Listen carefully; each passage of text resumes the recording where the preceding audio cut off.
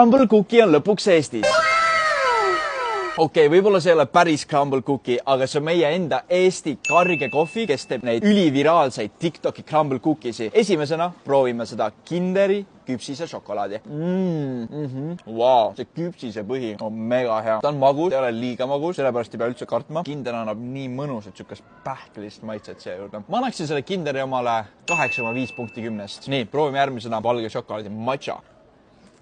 Wow, see on päriselt ka matcha maitsega. Kui tavaliselt matcha on siuke pigem veits mõrke, siis see on nagu magus matcha. Ma ei tea, kas see on päris hea. Ma annaksin selle matcha omale, ma arvan 8 punkti 10-st. See on väga hea. Ma tahan kindlasti soolakaramelli viimaseks jätta. Proovin cookies and cream.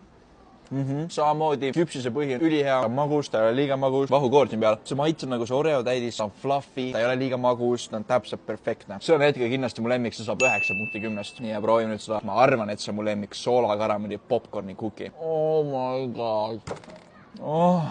Reaalselt, teil ei ole vaja minna USA-sse, et saada crumble cookie't. Lihtsalt tulge karge kohvikusse, sest et see küpsis on kindel võitja 15 10-st.